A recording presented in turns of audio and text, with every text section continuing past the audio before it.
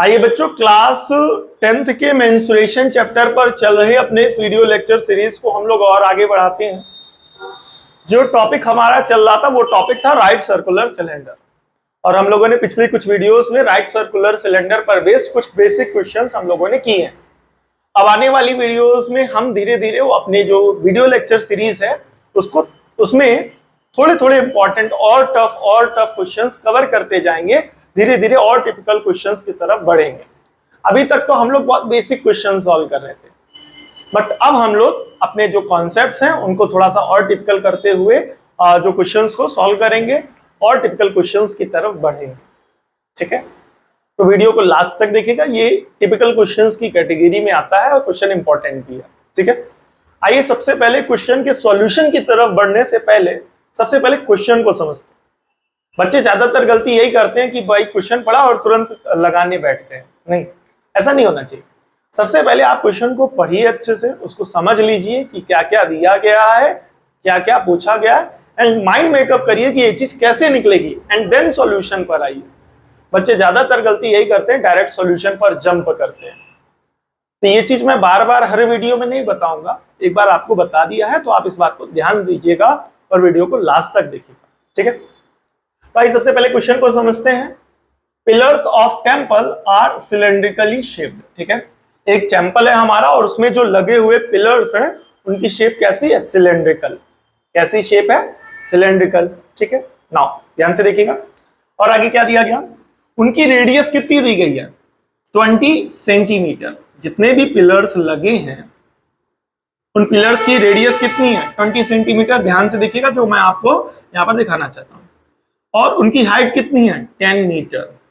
तो एक बात आपने नोटिस की कि जो रेडियस है वो किसमें दी गई है? सेंटीमीटर में, और जो हाइट दी गई वो किसमें दी गई है? मीटर में। तो यहाँ पर दोनों की यूनिट अलग अलग दी गई है, तो दोनों को हमें सेम यूनिट में रखना पड़ेगा सॉल्यूशन की तरफ बढ़ने से पहले, चाहे दोनों को मीटर में रख दें और चाहे दोनों को सेंटीमीटर में। तो ध्यान से देखिएगा। आइए सबसे पहले हम लोग दोनों को मीटर में रखते हैं। तो यहाँ पर ये दिया गया 20 सेंटीमीटर। जैसे ही हम इस 20 को 100 से डिवाइड कराएंगे तो ये सेंटीमीटर किसमें बढ़ जाएगा? बन जाएगा मीटर में। तो 0 से 0 कैंसल और 2 से 10 कैंसल हो जाएगा, तो फाइनली आ जाएगा 1/5 मीटर। आई होप इतना आपको समझ में आ गया होगा। नाउ आगे देखते हैं। How much concrete would be required to build such pillars. और ऐसे पिलर्स कितने हैं? 14। उस पूरे मंदिर में ऐसे पिलर कितने लगाए गए हैं? 14 पिलर्स बनाए गए हैं, लगाए गए हैं। और वो पिलर्स बनने किससे हैं? कंक्रीट से बने हुए हैं। किससे बने हुए हैं भैया? कंक्रीट से। तो कंक्रीट का कितना मटेरियल वहां पर लगेगा? तो बहुत बेसिक सी बात है, जितना वॉल्यूम इन 14 पिलर्स का होगा उतना मटेरियल कंक्रीट का लगेगा। ठीक है, अब देखिएगा ध्यान से। तो सबसे पहली बात करते हैं volume of 1 pillar. Volume of 1 pillar किसके बराबर होगा? क्योंकि पिलर जो है वो हमारे सिलेंड्रिकल शेप का है, तो सिलेंडर के वॉल्यूम के फॉर्मूले से हम वॉल्यूम ऑफ पिलर निकालेंगे। तो फॉर्मूला लगेगा πr²h। पाई की वैल्यू 22/7। रेडियस कितना है? आप सभी ने यहाँ पर देखा था, रेडियस मीटर में निकाला गया था 1/5। तो 1/5 इंटू 1/5। और हाइट कितना है? हाइट है 10 मीटर, तो यहाँ पर लिख दिया 10। आप देख रहे हैं यहाँ पर डिनोमिनेटर में 7 है और न्यूमरेटर में कोई भी ऐसी वैल्यू नहीं है जो 7 से कट सके। तो यहाँ पर हम इस 22/7 को वापस पाई लिख लेते हैं। ठीक है, अब ध्यान से देखिए, आप चाहे तो ना लिखें, आप कैलकुलेट कर दें, वो उसमें कोई इश्यू नहीं है। बट यहाँ पर कैलकुलेशन इस वजह से क्यों की जा रही है आइए हम आपको बाद में बताएंगे। ठीक है, जब आप इस वीडियो को लास्ट तक देखेंगे तो आपको समझ में आ जाएगा। अब 5 2 जा 10 हो जाएगा, तो फाइनली हो जाएगा 2/5। इतने क्या, इसको थोड़ा सा सिंप्लीफाइड फॉर्म में लिखें, 2π/5 मीटर क्यूब। ये किसका वॉल्यूम आया है? एक पिलर का। और ऐसे कितने पिलर्स हैं? 14 पिलर्स हैं। तो वॉल्यूम ऑफ 14 पिलर्स किसके बराबर होगा? 14 इंटू वॉल्यूम ऑफ 1 पिलर। तो 14 तो 14 है। एक पिलर का वॉल्यूम कितना है बताइए? एक पिलर का वॉल्यूम है 2/5 इंटू पाई। अब यहां पर जब हम पाई की वैल्यू रखेंगे तो 22/7। यहां 7 से ये 14 कैंसिल, क्या आ जाएगा? 2।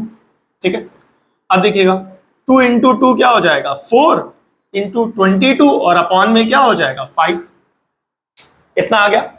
अब 4 को मल्टीप्लाई कराएंगे तो ये हो जाएगा, ध्यान से देखिएगा कैलकुलेशन बची हुई हम आपको यहां कर दे रहे हैं, ठीक है।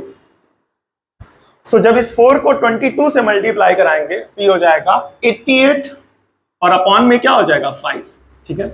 यहाँ पर 2 से मल्टीप्लाई, 2 से डिवाइड अपनी तरफ से, 8 2 जा 16, कैरी आएगा 1, 8 2 जा 16 प्लस 1 17 और नीचे 5 2 जा 10। अब जब 10 से डिवाइड कराएंगे तो पीछे से एक डिजिट बाद क्या लगा देंगे, डेसिमल, इतने क्या मीटर क्यूब। तो जो कंक्रीट होगा उसका वॉल्यूम कितना होगा 17.6 मीटर क्यूब हमें कंक्रीट चाहिए, पहली बात, ठीक है। दूसरी बात आपने ध्यान से देखा कि जैसे हमने यहाँ पर हमें पता था बिकॉज नंबर ऑफ पिलर कितने 14, तो यहाँ पर 1 पिलर का वॉल्यूम निकाल करके इस 14 से मल्टीप्लाई कराएंगे तो अगर पाई यहाँ पर हम बचा करके रखेंगे तो जब पाई की वैल्यू 22/7 रखी जाएगी तो 7 इस 14 को क्या कर देगा, कैंसिल। अब क्या हमने याद करके रखा है क्या कि यहाँ पर 14 हर बार आएगा और 7 कैंसिल कर देगा, ऐसा बिल्कुल भी नहीं है, ठीक है। ये प्रैक्टिस पर डिपेंड करता है और जब आप प्रैक्टिस ऐसे करेंगे तो आप आगे के स्टेप्स आपके दिमाग में खुद ब खुद आने लगेंगे, तो आप वहां से आइडिया लगा दोगे कि आगे फाइनल आंसर निकालने के लिए हमें ये ऐसा करना पड़ेगा और वहां पर वो कैलकुलेट हो जाएगा या कैंसिल हो जाएगा। तो जब आप खूब सारी प्रैक्टिस मैथ्स में बहुत सारे क्वेश्चंस लगाएंगे तो आपके दिमाग में भी ये सारी चीजें अपने आप आइडियाज आने लगेंगे। मैथ्स प्रैक्टिस का सब्जेक्ट है तो आप लोग कोशिश ज्यादा से ज्यादा करिए प्रैक्टिस करने की, ठीक है। तो फाइनली यहाँ पर और दूसरा एक चीज और इंपॉर्टेंट है, यहाँ से 2 से मल्टीप्लाई 2 से डिवाइड कैसे क्यों कराया गया, क्या कहीं दिया गया था या समथिंग लाइक दैट, तो ये कैलकुलेशन का पार्ट है। आप नहीं भी कराएंगे 88 को 5 से डिवाइड कराएंगे तो आपका डायरेक्ट आंसर ये आ जाएगा, ठीक है। बट हमें कैसे आइडिया लगा, बिकॉज नीचे एक ऐसी वैल्यू थी जिसे हम जीरो में कन्वर्ट कर सकते थे या एक ऐसी वैल्यू में कन्वर्ट कर सकते थे जिसके लास्ट में जीरो आए, बिकॉज सबको पता है 5 2 जा क्या हो जाएगा 10। अच्छा 10 बनाना क्यों चाह रहे हैं, बिकॉज डिवाइड करना आसान हो जाएगा। दूसरी बात, यहाँ पर अगर आप 2 से डिवाइड करा रहे हैं तो बैलेंस करने के लिए आप वहां पर मल्टीप्लाई कराना पड़ेगा, वहां पर आपको बैलेंस करने के लिए मल्टीप्लाई कराना पड़ेगा। इसीलिए मैथ्स में जब कभी भी हम लोग सॉल्व करते हैं तो वहां पर कौन सा साइन यूज करते, इक्वल टू का साइन, बिकॉज सारी लाइंस बराबर होती हैं। अब अगर यहाँ पर आप 2 से डिवाइड करा देंगे तो वो चीज क्या हो जाएगी, डिवाइड हो जाएगी यानी कम हो जाएगी। तो बैलेंस बनाने के लिए इक्वल टू का साइन बैलेंस बना रहे, इसलिए अगर हम डिवाइड करते हैं तो मल्टीप्लाई भी करते हैं या कहीं कोई चीज ऐड करते हैं तो वही चीज सब्ट्रैक्ट भी करते हैं। आपने नोटिस किया होगा मैथ्स की कैलकुलेशन में, बिकॉज जो हमारी इक्वालिटी है वो बनी रहे, ठीक है। तो आप लोग इसका स्क्रीनशॉट ले लीजिएगा। कैलकुलेशन के पॉइंट ऑफ व्यू से क्वेश्चन बहुत इंपॉर्टेंट है, ठीक है। इस क्वेश्चन को आप लोग स्क्रीनशॉट ले करके प्रैक्टिस करिएगा। बोर्ड के पॉइंट ऑफ व्यू से भी ये क्वेश्चन काफी इंपॉर्टेंट है, आ सकता है, ठीक है। कैलकुलेशन के पॉइंट ऑफ व्यू से आपने देखा कि किस तरीके से 2 जगह हैं, चाहे वो पाई की वैल्यू बचा करके बाद में रखने का हो, चाहे लास्ट में 2 को मल्टीप्लाई और 2 को डिवाइड करने का हो। ये दोनों स्टेप्स बहुत इंपॉर्टेंट थे, ठीक है। इससे हमारा कैलकुलेशन बहुत ज्यादा फंसा नहीं और बहुत आसानी से हो गया, या हमें अलग से रफ वर्क करने की जरूरत नहीं पड़ी। वीडियो में लास्ट तक बने रहने के लिए बहुत बहुत धन्यवाद। अगर आप इन वीडियो से कुछ अच्छा सीखते हैं या आपको कुछ अच्छा सीखने को मिलता है तो वीडियो को लाइक और शेयर जरूर करा करिए। Thank you for watching.